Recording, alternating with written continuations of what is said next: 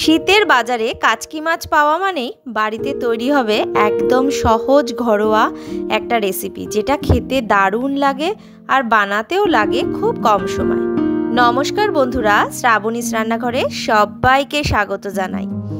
আজকে আমি বানাচ্ছি কাচকি মাছের চচ্চড়ি, কোনো মশলা ছাড়াই। ছোট্ট এই মাছটা দেখতে যেমন নরম, রাঁধলে স্বাদটাও হয় তেমনি অপূর্ব। খুব অল্প উপকরণে এমন সরল, স্নিগ্ধ আর ঘরোয়া একটা স্বাদ বের হয় যে প্লেটের ভাত একেবারেই শেষ হয়ে যায়। যাদের কাছে কাচকি মাছ খুব নরম বলে রান্না খুব কঠিন মনে হয়, তারা আজ দেখে নিন কত সহজে, কত সুন্দর করে বানানো যায় এই চচ্চড়ি।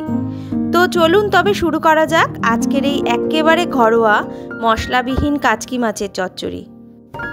প্রথমে আমি 300 গ্রাম মাছকে ভালো করে ধুয়ে পরিষ্কার করে নিয়ে এসেছি। খুবই ময়লা থাকে কাচকি মাছে, পরিষ্কার করে ধুয়ে নিতে হয়।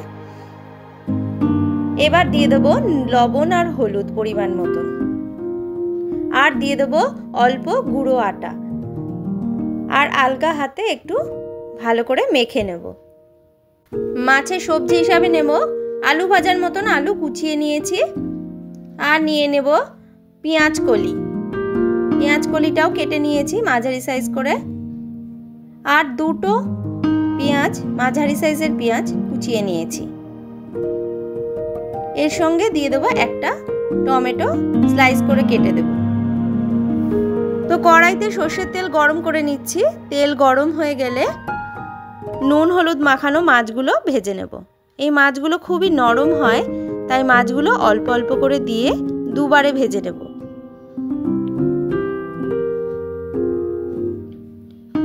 আর মাছ ভাজার সময় মাছগুলো বেশি নাড়াচাড়া দেবেন না।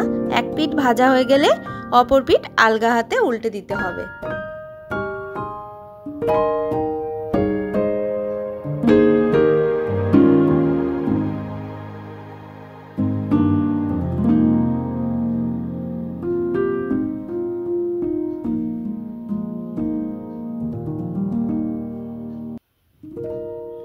মাছগুলো ভাজা হয়ে গেছে,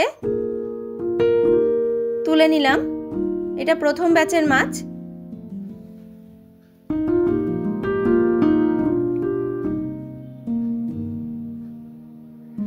আবার একটু সর্ষের তেল দিয়ে শেষে যেইটুকুনি মাছ ছিল সেই মাছগুলো আলগা আলগা দিয়ে দিলাম।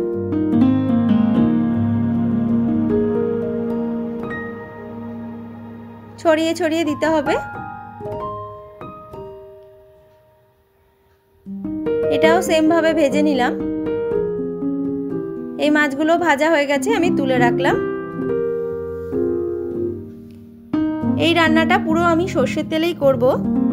এবার কড়াইতে একটু সর্ষের তেল দিয়ে দিলাম।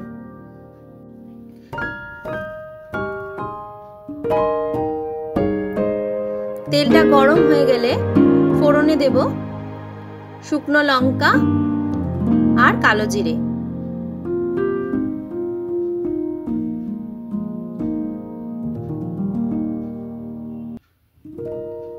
ফোড়ন থেকে যখন সুন্দর গন্ধ বেরোতে শুরু করবে, তখন দিয়ে দেব কুচানো আলুগুলো।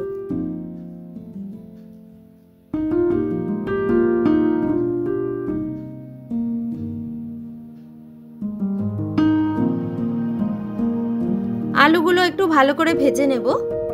চচ্চড়িতে আলু দিলে একটা হালকা মিষ্টি মিষ্টি স্বাদ আসে, আর পুরো রান্নাটা খুব সুন্দর হয়। আলুগুলো ভাজা হয়ে গেছে, এবার দিয়ে দেব পেঁয়াজ কলিগুলো।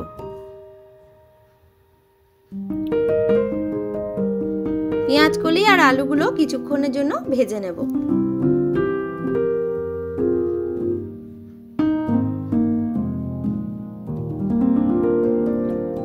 কিছুক্ষণ ভাজা হয়ে গেছে, তারপরে দিয়ে দিলাম পেঁয়াজ কুচিগুলো। পেঁয়াজ কুচি দিয়েও একটুখানি নাড়াচাড়া দিলাম।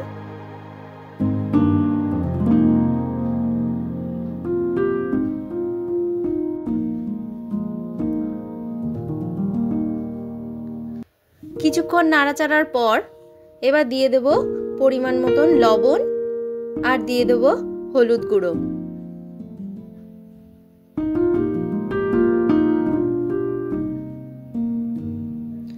নুন আর হলুদটা দেওয়াতে সবজিগুলো এবার একটু মজে যাবে। এবার দিয়ে দেব ঢাকনাটা। কিছুক্ষণ পর ঢাকনাটা খুলে আবার একটু নাড়াচাড়া দেব।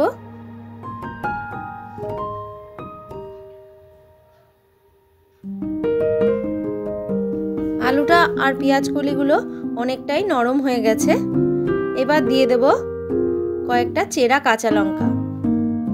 রেসিপিটা যেহেতু মশলাবিহীন, তাই এই কাঁচা লঙ্কার ঝাঁজটাই পুরো স্বাদটাকে তুলে ধরবে। তাই আমি এখানে 8টার মতন কাঁচা লঙ্কা দিয়ে দিলাম। মোট কথা ঝাল নুন সমান থাকলে স্বাদটা পারফেক্ট হবে। এবার দিয়ে দেব কেটে রাখা টমেটোগুলো। টমেটো দিয়ে কিছুক্ষণ নাড়াচাড়া করলাম।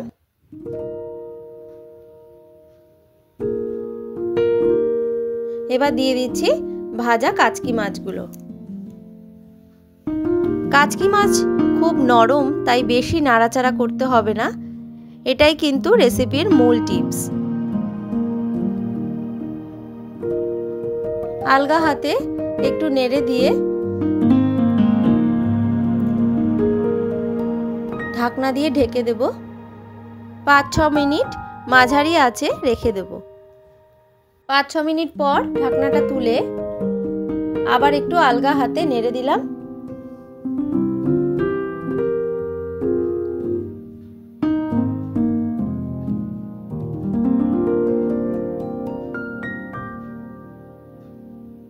আবার ঢাকনা দিয়ে ঢেকে দিয়েছি।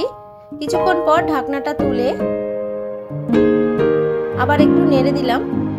সবজি মাছ সবই প্রায় সিদ্ধ হয়ে গেছে।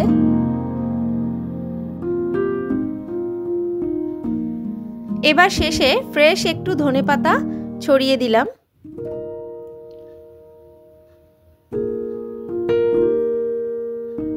এবার মাছের সঙ্গে ধনেপাতাটা ভালো করে মিশিয়ে দিলাম। তৈরি হয়ে গেল কাচকি মাছের চচ্চড়ি। তো এইভাবেই একদম সোজা সাপটা মশলা ছাড়া কাচকি মাছের চচ্চড়ি তৈরি হয়ে গেল। খেতে এটা যতটা হালকা, স্বাদে কিন্তু ততটাই দারুণ। ভিডিওটা ভালো লাগলে লাইক, কমেন্ট আর শেয়ার করতে ভুলবেন না। আর নতুন নতুন রেসিপি পেতে আমার চ্যানেলটিকে সাবস্ক্রাইব করবেন।